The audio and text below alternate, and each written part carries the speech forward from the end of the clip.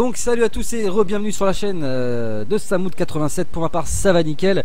Donc on se retrouve comme je vous l'ai dit précédemment pour l'analyse de l'épisode 11 de Walking Dead ainsi que de l'épisode 12 que l'on vient de regarder. Dans l'épisode 11, donc je vais faire épisode par épisode pour pas se perdre. Donc dans l'épisode 11 on a pu voir Eugène et sa captivité donc au sein du sanctuaire.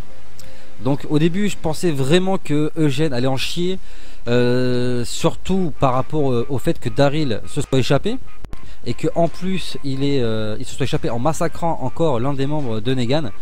Je pensais vraiment pas que Eugène aurait une vie aussi tranquille, mais contre toute attente c'est pas du tout ce qui s'est passé et je comprends pourquoi, parce que dans les faits comme on avait déjà vu la captivité de Daryl, la captivité de Carl, etc. Et que c'était des personnages qui avaient été un petit peu malmenés, on va dire, au sein de leur captivité. Je pense qu'ils ont clairement voulu nous montrer que, enfin, ils ont clairement pensé également dans leur tête, en tout cas, que s'ils nous avaient montré encore une fois ce genre de choses, ça nous aurait lassé tout simplement et ils se seraient pris un strike. Donc du coup, ils ont voulu nous montrer autre chose par rapport à Eugène, et surtout ce qu'on voit dans l'épisode c'est le sanctuaire en lui-même, c'est à dire qu'on voit l'organisation, on voit certains personnages, on peut éventuellement commencer à s'attacher à certains personnages qui dans les faits ne sont pas forcément méchants ou du côté de Negan, notamment avec les filles de son pseudo harem qui visiblement n'en peuvent plus de cette vie là, mais qui sont contraintes de vivre comme ça sans vraiment pouvoir faire quelque chose. On a également Sherry et Dwight qui sont un petit peu comment dire, malmenés mentalement, c'est à dire que Sherry de toute façon Sherry s'est barrée, on ne sait pas où elle est allée, mais en tout cas elle n'est plus dans le sanctuaire. On sait qu'elle n'est pas d'ailleurs ni à Alexandria, ni au royaume, ni à la collée, en tout cas du moins pour le moment, donc on ne sait pas où elle est. On sait que Dwight est mitigé, parce que d'un côté il est avec Negan, mais avec tout ce qui se passe on peut décemment concevoir qu'à tout moment il risque de lâcher Negan, et ce qui pourrait éventuellement se comprendre, parce qu'il est loin d'avoir une vie de rêve, notamment du fait que le mec se tape quand même sa gonzesse sous ses yeux à de nombreuses reprises. Il s'est fait cramer la tronche, enfin, il y a plein de trucs qui laissent présager que de toute façon à un moment donné c'est obligatoire que Dwight change de bord. Et de toute façon sans vouloir spolier, mais en lisant les comics on sait d'office comment ça va se passer avec Dwight. Et putain de mèche. Et voilà, et on a plusieurs personnages comme ça, et en fait je pense que de nous avoir montré ça c'est tout simplement de nous dire, mais quand il va y avoir la guerre, que les camps vont s'attaquer mutuellement, au final il risque d'y avoir des pertes des deux côtés, certes, mais dans le camp présumé ennemi, donc qui est le camp de Negan, il risque d'avoir des pertes, des dommages collatéraux, enfin des pertes de personnes qui au final n'ont rien à voir avec cette histoire, et qui au final sont là contre leur gré ou contre leur volonté, ou en tout cas ils sont loin d'avoir la vie qu'ils veulent avoir. Et du coup c'est ce problème là, je pense qu'ils ont voulu nous montrer, que peut-être que Rick dans les faits ne devrait peut-être pas forcément attaquer et provoquer la mort de personnes qui au final sont innocentes dans l'histoire. En ce qui concerne Eugène, de ce qu'on a pu voir également, c'est que on ne sait pas vraiment ce qu'il fait. On ne sait pas s'il retourne sa veste, s'il va choisir de rester du côté de Negan et de trahir les siens, quoi, ceux d'Alexandria et de la colline, etc. Parce que dans les faits, quand on regarde bien le personnage de Eugène depuis le début qu'on le suit, il est souvent malmené au final par les autres, qui le prennent un petit peu pour un benet, pour un demeuré, qui ne fait pas assez confiance, etc. Là, arrivé chez Negan, il s'aperçoit au final qu'on lui fait confiance et qu'on lui porte un intérêt, et enfin je sais pas, qu'on écoute ce qu'il dit, etc. Et je pense que c'est quelque chose de nouveau pour lui, et au final il n'est pas habitué à ce qu'on le traite comme ça. Alors je ne sais pas, franchement pour l'instant je mets ça entre parenthèses, parce que est-ce qu'il peut vraiment décemment s'allier à un personnage qui a buté son pote, quoi, qui a buté Abraham sous ses yeux, qui a buté Glenn, etc., en sachant en plus qu'il peut très bien y passer à tout moment. On a vu d'ailleurs la scène où il prend le docteur et il le fout dans le four. Cette scène elle est culte, franchement elle est excellente. Je m'attendais vraiment pas à ce qu'il fasse ça. Moi je m'attendais vraiment à ce qu'il le crame ou à ce qu'il le dégomme avec sa batte devant tout le monde, mais vraiment pas à ce qu'il le prenne et qu'il le jette dans le four pour le brûler vivant, quoi. Et on voit que Eugène, à sa réaction, est flippé quoi. Il a la même réaction que quand Negan a massacré ses potes devant ses yeux, c'est-à-dire qu'il met ses mains devant ses yeux pour pas voir ce qui se passe et il est vraiment flippé quoi. Donc je ne sais pas comment ça va se passer, j'ai vraiment hâte de voir la suite pour savoir si Eugène va réagir contre Negan ou contre Rick. En plus, je vais en parler après par la suite par rapport à l'analyse de l'épisode 12, mais on sait que Rosita et Sacha vont débarquer au sanctuaire. Donc forcément il va y avoir Eugène qui va être là, il va se passer quelque chose. Je pense que il va se passer quelque chose de grave, hein, bien évidemment, qui va faire changer les choses. Après on ne sait pas réellement si Eugène dans les faits est vraiment contre Negan, en tout cas pour l'instant. Je pense qu'il faut attendre un petit peu, d'en voir un peu plus pour savoir vraiment ce qu'il a derrière la tête.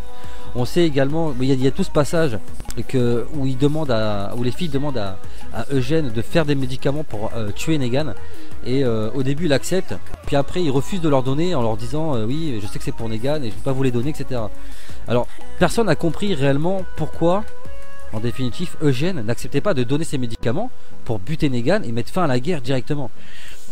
Mais en fait, il y a beaucoup de choses. Enfin, il y a une chose que certaines personnes peut-être ne comprennent pas, c'est que peut-être dans la tête d'Eugène, que tout ça c'est un test, c'est un piège au final, pour tester la fidélité justement de Eugène. Et peut-être que c'est ce que lui dans sa tête il pense, parce que c'est loin d'être un débile. C'est quelqu'un qui réfléchit beaucoup quand même. Et qui réfléchit à des choses que personne à côté de lui peut-être ne penserait. Il y a peut-être des gens qui se seraient jetés dans la gueule du loup, qui au final donner les médicaments. Peut-être que les gonzesses, je sais pas, pour bénéficier d'un bonus ou d'échapper peut-être à certaines choses, auraient trahi Eugène en leur disant ben regarde, il essaie de te buter dans ton dos, et puis au final Eugène se serait fait tuer. Donc au final je pense que c'est une bonne chose qu'il ait refusé de donner ses médicaments. Après encore une fois par la suite on verra bien évidemment ce qu'il en sera pour Eugène. En tout cas pour l'instant c'est beaucoup trop tôt pour se prononcer.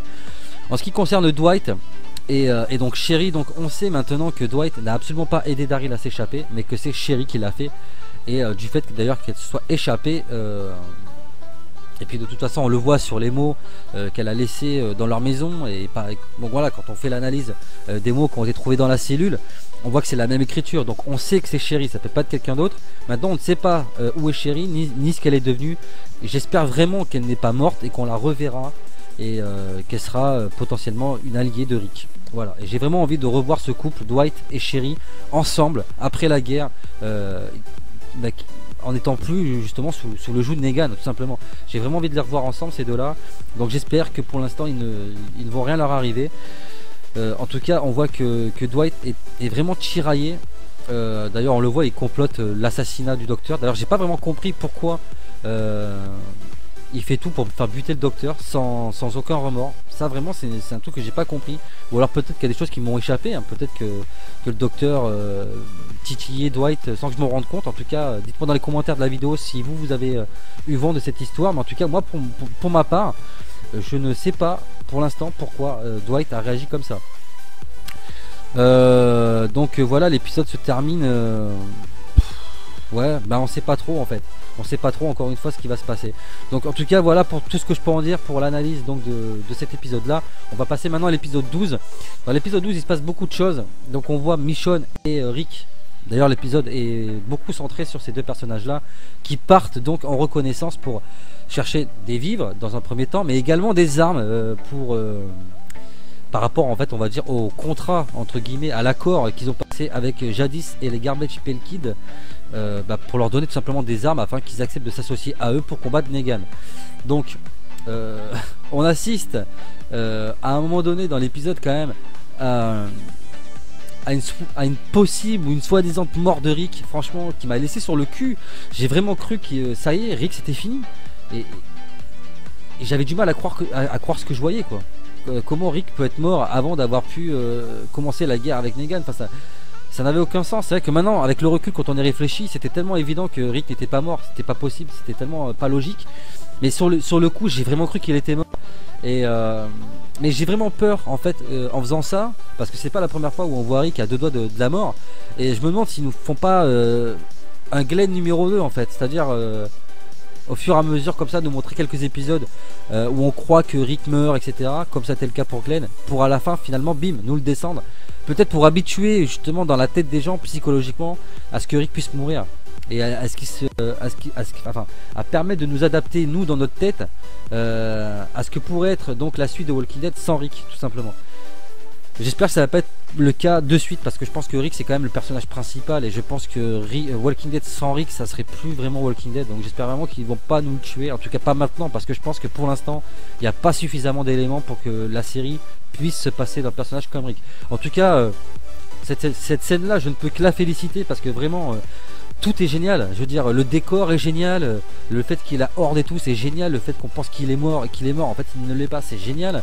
La bataille avec Rick et Michonne quand il jette l'épée, qu'elle la rattrape au ralenti dans le ciel comme ça, enfin c'était vraiment énorme. C'était vraiment énorme. Il y a aussi ce petit clin d'œil, j'en ai parlé dans la Fesca, mais ce petit clin d'œil à Creepshow. Alors pour ceux qui connaissent pas, je vous invite vraiment à regarder cette petite série, ces films aussi, parce que ça a été aussi des films qui ont amené les contes de la crypte également, et qui est tiré de l'œuvre de Stephen King. Donc c'est vraiment vieux, ça c'est vieux, mais c'est vraiment, ça se regarde, hein. Franchement c'est assez épique, c'est culte quoi. Faut vraiment le regarder pour comprendre pourquoi en fait ils ont fait ce petit clin d'œil là. En tout cas, franchement chapeau. Apparemment il y en a eu plein d'autres, d'après ce que j'ai pu comprendre, il y a eu plein d'autres clin d'œil et des films d'horreur comme ça, mais moi je m'en suis pas aperçu, en tout cas pas pour le moment. Peut-être que je ferai une vidéo là-dessus, hein, une vidéo spéciale sur les clins d'œil des films d'horreur ou des séries qui ont été mis dans Walking Dead. Ça m'a donné en fait l'idée de faire ça. Peut-être que je ferai ça plus tard. En tout cas, bon, bref, je reste concentré sur l'épisode. On a aussi ce petit passage où on voit Rosita, on voit Tara, et on comprend pas trop pourquoi c'est là. On s'attend à un moment donné à ce que Tara dévoile en fait Oceanside. Alors, dans la fin de l'épisode, on peut comprendre que Tara en a parlé, puisqu'elle trouve Rick et lui dit bah écoute, faut que je te parle, mais on ne sait pas ce qu'elle lui dit. Alors est-ce qu'elle lui dit que Rosita part en couille, est-ce qu'elle lui dit qu'il y a Oceanside? On ne sait pas vraiment de quoi Tara a parlé à Rick. C'est encore une fois, il est beaucoup trop tôt pour le dire, même si dans les faits on peut être amené à penser que Tara à un moment donné va forcément parler d'Oceanside, notamment vu que le deal n'a pas l'air de se passer correctement avec les jadis et les Garbage Pail Kids qui apparemment petit à petit essaient de la mettre à l'envers à Rick. Moi franchement depuis le départ je ne sens absolument pas ce groupe.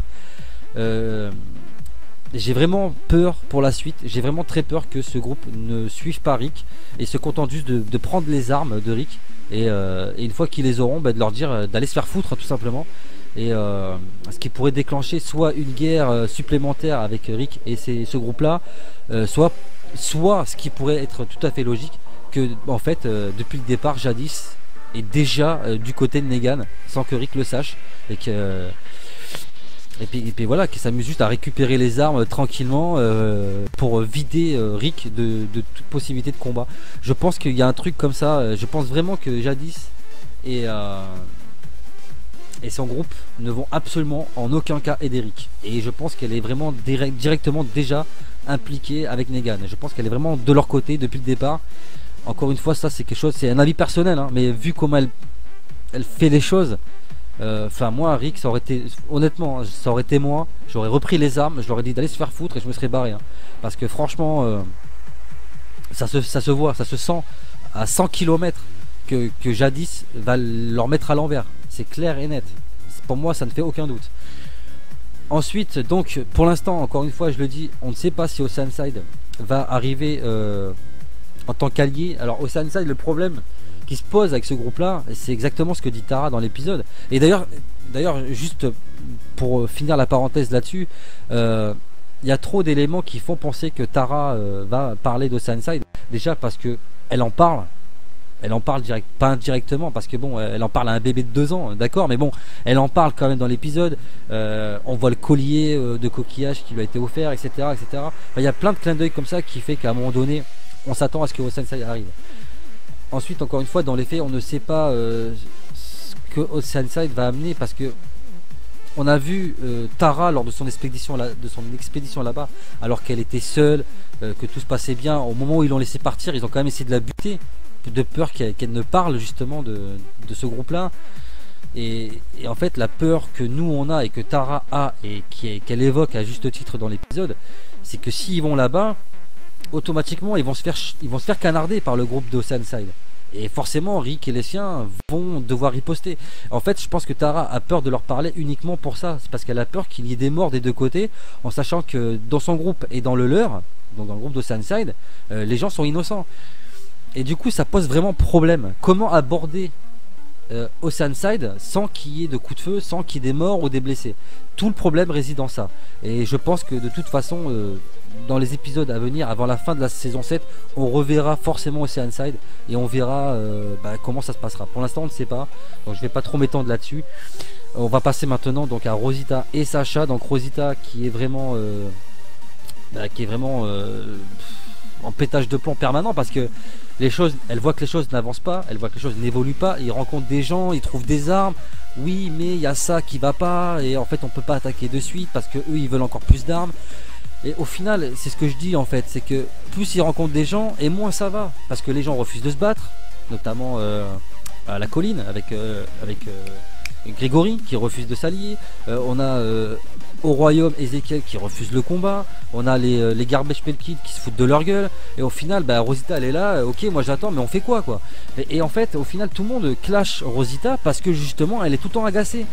Mais mettez-vous 2 secondes à sa place. Je veux dire, on vous massacre votre mari ou votre femme ou votre meilleur ami sous vos yeux, et derrière personne bouge. Personne bouge dans les faits, quoi. Alors même si on peut comprendre la position de Rick qui n'attaque pas de suite, et on peut comprendre aussi également que Rosita elle veut attaquer, les deux camps ont raison. Les deux camps au final ont raison. Que ce soit la façon de penser de Rick ou la façon de penser de Rosita, moi je les comprends. Donc voilà, ne critiquez pas trop Rosita et sa manière de faire les choses, parce que au final c'est tout à fait compréhensif. Après, il faut reconnaître que quand elle part voir Sacha et qu'elle décide toutes les deux, allez, on va attaquer le camp parce que les autres ne veulent pas bouger, c'est complètement stupide. Même si ça peut se comprendre, c'est complètement stupide. Dans la logique, tu ne peux pas attaquer à deux un camp où ils sont des milliers, quoi, armés jusqu'aux dents, et ils vont te mettre la misère. D'ailleurs, elles le savent, elles le disent très bien, c'est en aller sans retour. C'est-à-dire, on ne repartira certainement pas vivante. Pardon, excusez-moi, de là-bas, et quoi qu'il arrive, s'ils nous attrapent, ils nous attraperont pas vivantes. C'est sous-entendu que si ils perdent pied au moment de l'attaque, elles se buteront plutôt que d'être prisonniers de Negan, c'est sûr et certain. Et il y a 2 choses qu'il faut comprendre pour la suite de l'épisode, enfin de la série. La première, c'est que Sacha a été casté, enfin le personnage qui joue Sacha, donc c'est Soneca Martin Green, je crois qu'elle s'appelle comme ça. Elle a été castée pour la série Star Trek. Elle a le premier rôle. Donc, il y a beaucoup de possibilités, de choses qui font qu'on pense qu'elle va mourir. Mais dans les faits, Rosita, le personnage qui incarne Rosita, je ne me rappelle plus de son nom, dans la vraie vie, hein, en tant qu'actrice, elle est enceinte. Au moment où je vous parle, cette actrice-là est enceinte. On sait dans le comics que Rosita tombe également enceinte, sauf qu'elle tombe enceinte beaucoup plus tard. Et Rosita n'est pas censée mourir dans la série maintenant. Or, Sacha, elle, n'existe pas dans le comics. On sait qu'elle va partir, enfin, qu'elle va aller dans une autre série, donc c'est pas impossible. Moi, je vais vous expliquer comment je vois les choses. Voilà, tout simplement. Je pense qu'elles vont attaquer le groupe, le sanctuaire à 2, que ça va forcément mal se passer, et que je pense que Sacha, de toute façon, je pense clairement que Sacha va être fait prisonnière, et que c'est la personne qui va être attaquée à un moment donné par le groupe, enfin par un des membres de Negan, qui va vouloir la violer. Elle va être défendue par Negan, mais par la suite sera transformée en zombie, puis redonnée à Rick avec la fameuse cagoule qu'il y a sur la tête. Et quand Rick soulève la cagoule, ils s'aperçoivent que Sacha est zombifié. Soit c'est Sacha, soit c'est Rosita. Mais alors ça veut dire que tout l'arc de Rosita dans le comics, où justement elle est enceinte et où elle meurt, parce qu'elle dans le comics elle meurt, mais absolument pas de cette manière là, elle meurt beaucoup plus tard, quand c'est la guerre des chuchoteurs, et d'une manière vraiment très horrible. Ça changerait tout. Ça voudrait dire que c'est un autre personnage qui devrait prendre la place de Rosita, en sachant que Rosita n'est pas un personnage inventé et qu'elle existe vraiment dans le comics. Enfin, ça compliquerait beaucoup de choses. Je pense que Rosita ne peut pas mourir maintenant. Ça compliquerait beaucoup de choses, parce qu'on serait obligé on va dire, d'échanger ce personnage là de Rosita par un autre personnage, parce que dans la suite du comics il se passe justement sa mort. et la mort d'autres personnages dont je tairai le nom pour pas trop vous spolier, mais voilà, c'est trop important dans le comics, la mort de Rosita, plus la mort des autres personnages, et la manière dont ils sont exécutés et dont leurs corps sont mis à vue de tout le monde, pour que le personnage de Rosita meure maintenant en attaquant bêtement Negan avec Sacha. Je pense vraiment que Rosita va peut-être réussir à s'échapper, ou peut-être que toutes les deux vont être faites prisonnières. C'est possible, et que Rosita sera libérée plus tard. Mais en tout cas, c'est sûr et certain que ça va très mal se passer pour l'une de ces personnes-là. Et je pense malheureusement que Sacha, elle va y passer tout simplement. Et je pense que d'ailleurs que c'est ça qui va en fin de saison, c'est comme ça que ça va terminer. Je pense que ils vont attaquer Negan, ou Negan va arriver à Alexandria, et ils vont trouver donc Sacha ou Rosita zombifiée, et bim, ça va déclencher la colère de tout le monde, et ça va déclencher la guerre. Et on sait aussi qu'il y a quelque chose qui va mal se passer au royaume dans la suite, la mort d'un des personnages. Alors il y a beaucoup qui pensent que c'est Benjamin qui va mourir, donc le petit gamin. D'autres pensent que c'est Richard, d'autres pensent que c'est les deux qui vont mourir. Moi je reste sur la position de Carol, parce que Benjamin on le voit pas beaucoup. L'autre là, je sais plus, j'ai oublié son nom. Celui qui voulait buter Carol là, je sais plus comment il s'appelle, Richard, voilà. Si lui se fait buter, je vois pas en quoi ça devrait déclencher la colère d'Ézéchiel. Enfin ça aurait aucun sens à mon goût. La colère d'Ézéchiel serait plus justifiée justement si Benjamin meurt ou si Carol meurt. En tout cas un de ces deux personnages là, Carol ou Benjamin, devrait mourir pour qu'Ézéchiel rentre en guerre. Il y a encore plein de choses qui devraient se passer dans la suite de la série, et j'ai vraiment hâte de voir tout ça. En tout cas voilà tout ce que je peux vous dire pour ces deux épisodes là, qui pour moi à mon sens étaient très bons, même si bon il y avait des lenteurs, notamment dans l'épisode avec Eugène, c'était un peu mou, mais il se passe plein de trucs, on apprend plein de trucs, et mine de rien, malgré qu'il n'y ait pas forcément d'action, l'épisode restait très bon. L'épisode 12 était très bon aussi. Donc j'espère qu'ils vont continuer dans cette lancée et nous faire une fin de saison mémorable. Voilà, dites-moi dans les commentaires de la vidéo ce que vous avez pensé de ces deux épisodes là. Quelles sont vos analyses, vos points de vue. Faites-le moi savoir dans les commentaires de la vidéo, je me ferai un plaisir de vous lire. Abonnez-vous à la chaîne si ce n'est pas déjà fait, si la vidéo vous a plu, si les vidéos vous plaisent. Continuez de vous abonner, de partager, likez les vidéos, parlez un max de la chaîne autour de vous pour me faire connaître, c'est très important. Je compte sur vous par rapport à ça. Quant à moi, je vous dis à très bientôt pour de nouvelles vidéos sur la chaîne. D'ici là, portez-vous bien les amis. À la prochaine. Big up.